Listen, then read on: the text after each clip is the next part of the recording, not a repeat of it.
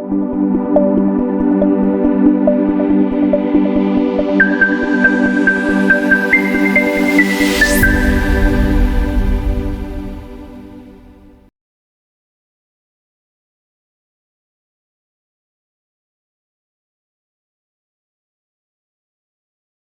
morning or afternoon, wherever you're at. I'm Becky Hall. For those who have been on one of our virtual field trips before, welcome back. We're really excited to kick off the fall semester. A little bit of news from coming out of the Nevada Science Center. We moved the Science Center up north to Carson City, which is in northern Nevada.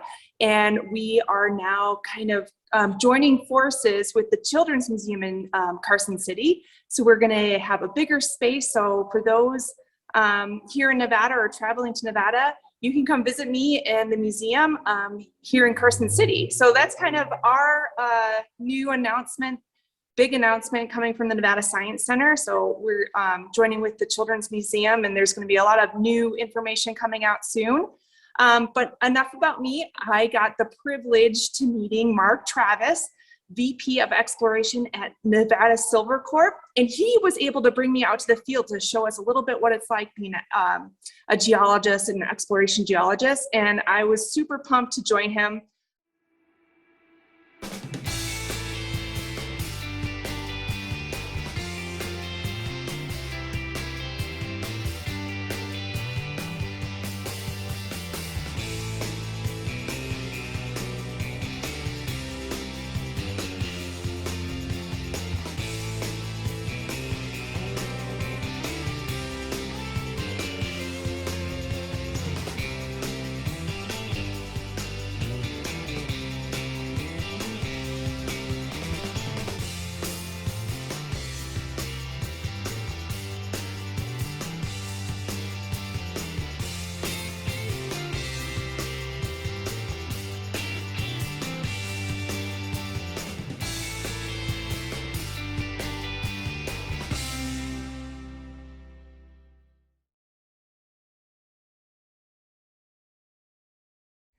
So this is a good example of the style of mining that they did out here at Belmont, because you can see the beddings dipping out to the west here, away from us. We've got a shaft that's following this fault zone where the quartz vein is at, sitting here, and then the actual fault gouge here. Would have followed it all the way down. You can see how they were following it right along there. Then they also folded it in both directions. That direction and over this way. If you come across anything like this, any sort of these underground workings out in the field, don't go in them. These things don't have modern style ground support in them at all. I don't even see any wooden timbers anymore on these adits and diggings. So any of these rocks could cave in at any moment. So just be careful when you're out here. Tuff is a volcanic unit that's associated with a caldera, which is just a really big volcano. And what's happened to this tuff after it got emplaced here by the volcano is you've had other fluids come up, silver-bearing fluids and silica-rich fluids. And right here you can see this really dark material that's been added to the tuff, and that's actually our silver-bearing unit. And this stuff right here tests out to be about 100 grams per ton. I'm going to go through some of my field tools, what an exploration geologist might have on them. Maybe some sort of a pouch to keep a notebook in. You always need a rock hammer of some sort, so you can break the rocks. One tool that's very handy is to actually have a Brunton compass on you. And this is so that you can see which direction you're looking, but also you could also see which way the rocks are dipping as well. So you can take a strike and dip on any given surface. I've also have some sample bags at the ready in my pouch over here. Other things that I have on me is a GPS. This one actually I can text out in the field too when I don't have cell service. That's important. And I also have a bottle of the H-cell acid as well, so I can see what kind of see something and you don't know if it's quartz or calcite, and if you go to your local rock shop and get some dilute HCl 10%, you can put that on there, and if it fizzes, that means calcite.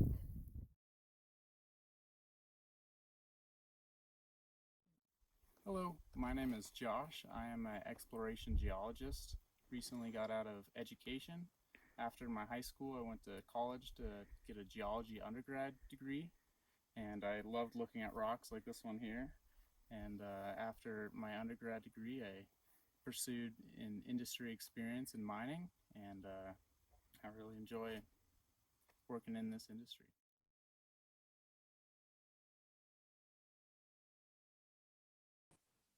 Thank you very much, Becky. Yeah, so thanks for coming out to the field and going to our two different projects that we have out there. I guess I'll just go over kind of taking the field data and applying it in my office to programs that I have and computer-based information, especially in a 3D environment where you're able to visualize that information. And I'll just go ahead and start by sharing my screen. Okay, and here you can just see, this is an image that you'd be able to find on Google Earth. And the same information was originally recorded by the U.S. Geological Survey on a topo map. And this is our Belmont area. And you can see these different diggings and shafts that were out here. And that same information, same space here is now in the aerial photograph. The nice thing you can do with Google Earth is you can come in here and you can kind of rotate the view and look at some of this stuff. So we can see here in this area, the town of Belmont, where you saw some pictures of the courthouse and whatnot, are back over up in here in the Belmont, Nevada area. And then out here in the field, this is where we were looking at the underground digging, kind of right up through here in this area of the hill. And as I was mentioning, all of the Paleozoic rocks that are in this area all kind of dip away down to the valley to the west. And then these are all kind of lapping up against this Cretaceous granite core over here as well. So just for kind of a geologic context. But along these Paleozoic rocks are these different quartz units, quartz veining that comes down through. That was the host unit for the silver mineralization out here. Mining out here was from 1865 to 1885, so some very early silver mining in the Silver State. And then we also went up and visited Corcoran Canyon, which was up north of here. And let's just zoom out, get there quickly. Here we are.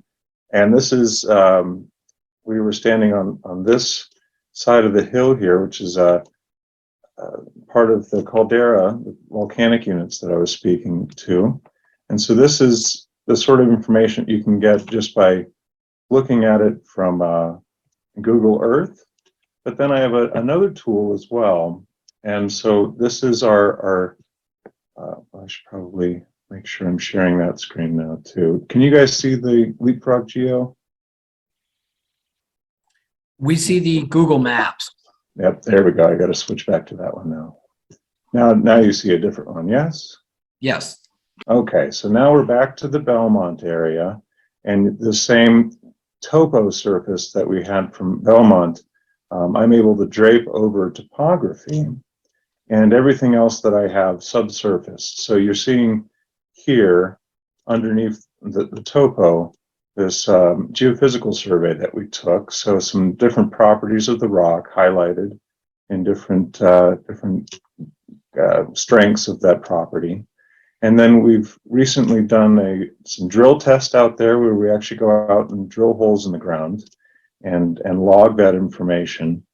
And then some of these little dots up here are some of the surface samples that we've taken that are, and any of them that are nice big red or orange dots are actually high in silver content that we sent to the lab for testing. And so these become very powerful tools to be able to actually look at this stuff in 3D.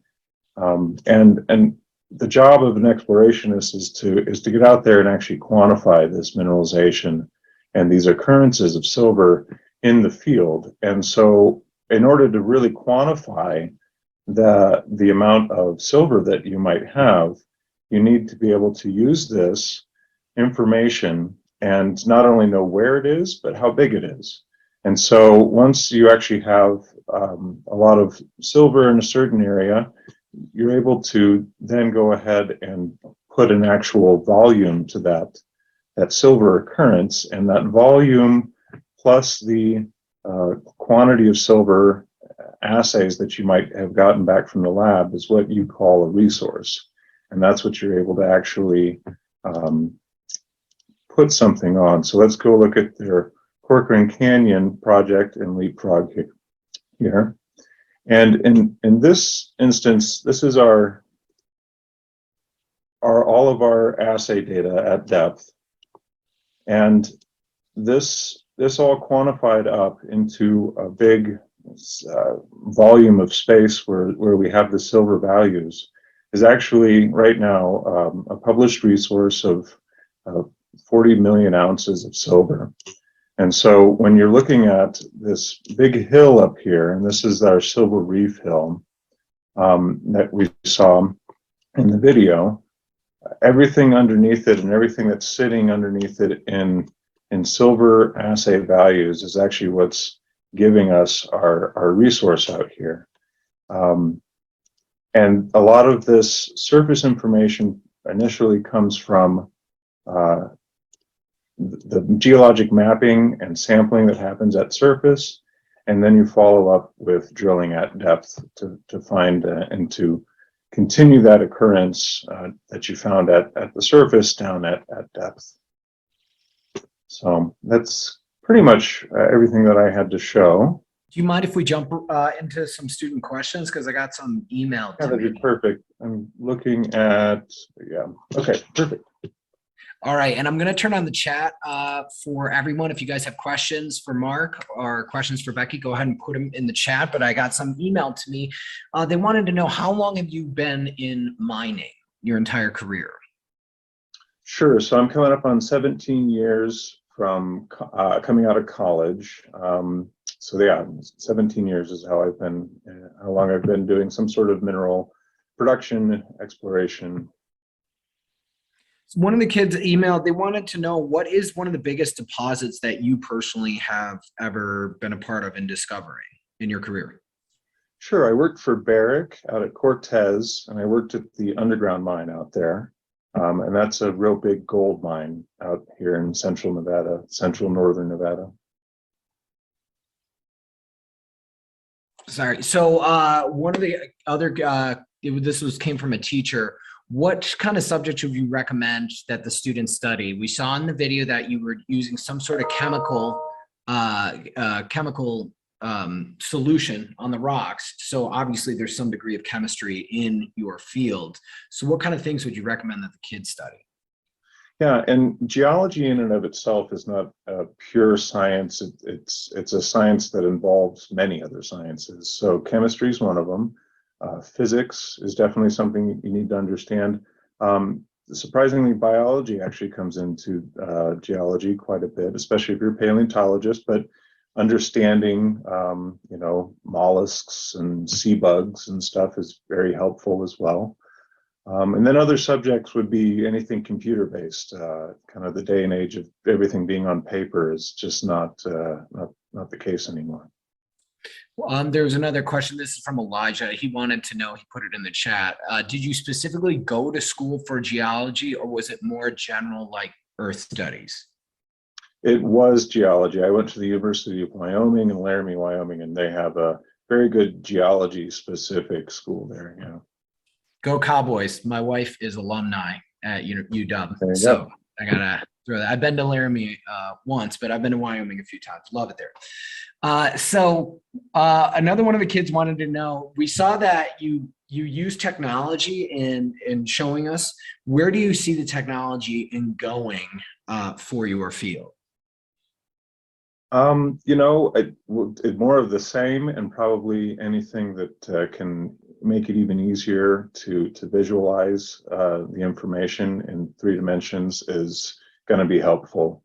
I know that there's some companies that put their software on a tablet, and then you're able to go underground or out in the field and actually digitize that information directly onto the tablet. This comes from myself, but is it true that there's an ability for satellite imaging to locate deposits? Yeah, there's some companies and different resources out there where you can actually use essentially low-level spectroscopy that the satellites are able to pick up on what sort of clays they're able to see in the soil, and that sort of thing. Yeah. Can you recommend any good resources for these students online should they want to look further into pursuing a field like yours? So the USGS has a whole suite of different websites that you can look at. And then Nevada Department of Minerals also has some very good websites and online-based mapping kind of resources where you can look at occurrences and where claims are, all that kind of stuff. Now, is there any resources as far as any books or any like television programs or anything like that that the kids might want to look out for? Yeah, probably not as much as there could be. I don't know of any off the top of my head. Okay, so before we let you go, before I hand it back to Becky, is there anything that you can recommend to the kids as they go off into the world and kind of figure out what they want to do? What kind of advice you could impart on them as they go off into the world and pursue a career path? Sure. I mean, if you're looking at anything earth science based or science based at all, remember that observation is your key tool. Make sure you're observing the world really well. The interpretation of what you observe is kind of a later step. Sometimes people want to jump directly towards interpretation, and observation is really kind of what you want to put and fill up in your notes and make sure that that's what you anchor your interpretation on.